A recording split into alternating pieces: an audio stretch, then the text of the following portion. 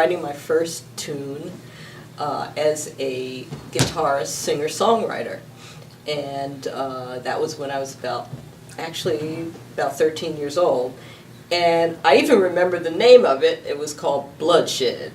And back in that day, we were writing protest songs, and there were really emphasis on the war and and poverty and all this stuff that we certainly don't have today. I was mostly in the classical world because that was where my teachers were in school, in high school and college and stuff. And back then I was listening to everything from Bela Bartok to Aretha Franklin and and those in between. I had a love for jazz because it was always in my home.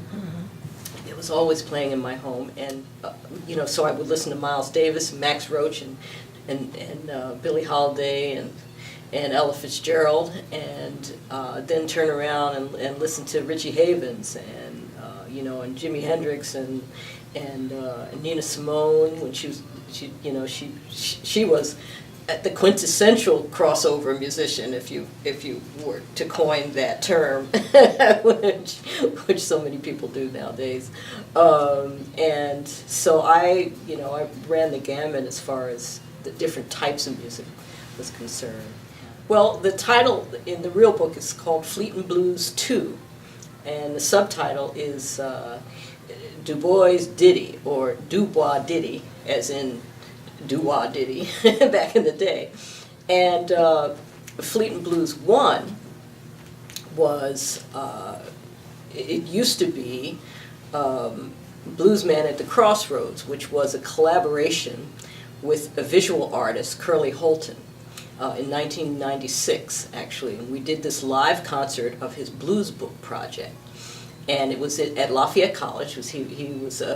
Curly Holton was a professor at Lafayette College, an art professor.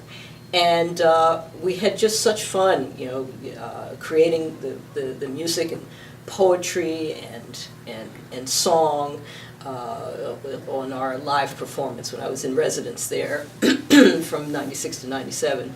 And so I, when I composed the piece, there was this little, I was literally playing it on this little electronic machine, and I was just going and somehow it just stuck in my mind later, and I just started to compose it. So that's the first rung of the song, and then when it became Fleetin' Blues 2, only this year, the beginning of this year, I was wanting to experiment with strings, and I was going for a grant, and so I recorded this piece with strings, and so and the recording date happened to be on W.E.B. Du Bois' birthday, so it just turned out to be Du Bois Ditty. So so that's how that came about. So it has a little history there. I'm just really honored to be playing with these folks on stage tonight. Tom Lawton is a dear friend and an amazing pianist, and Matt Parrish is an incredible bassist, and Byron Landon is off the charts, great drummer, and it's the first time we're playing together as a foursome. Tom, Matt, and myself a year and a half ago played a concert together for the first time, and something clicked with all three of us, and we said, yeah, maybe we should be a group, and so we were thinking about having a group with the name Collective in mind. So we'll be a trio as a core members, and then we'll have others that join us.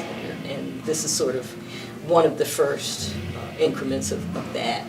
We just played a concert at Temple a few weeks ago on the series, and so I'm really, I'm just amazed that, I mean, I know that I felt that way when we got on stage to play together. I knew that it was really a happening, but I was keeping it to myself because I didn't know, and everybody else was saying it, so it's like, oh, you feel that way too? Oh my goodness, this is amazing. It's like those great musicians felt the same way. Wow, I was really floored. Jazz Bridge is just an incredible organization as far as I am concerned. I came to the organization late in terms of knowing the organization and what it did and its meaning, and I'm just forever indebted to Suzanne and everyone who's involved. I just think it's wonderful, and I just, I feel like every step they make, we make more strides creatively because of Jazz Bridge. So I'm proud. Geez, I was nurtured as a musician and artist from an early age in Philadelphia. At the time, the music was flourishing in the public school system, and that's where I was reared. I went to Harrington Elementary, I went to Sayre Junior High School, and I went to West Philadelphia High School. And all three of those schools were stellar for music. And I'm telling you, and we had such a great experience. And as a matter of fact, when I got to college, the first time when I went to Oberlin College, I passed out of like 3 years of my theory classes because of my high school teacher. And yeah. And also I had there were so many wonderful, incredible musicians, violinists, actually, black women violinists, alongside of me and older than me, who paved the way for me, actually.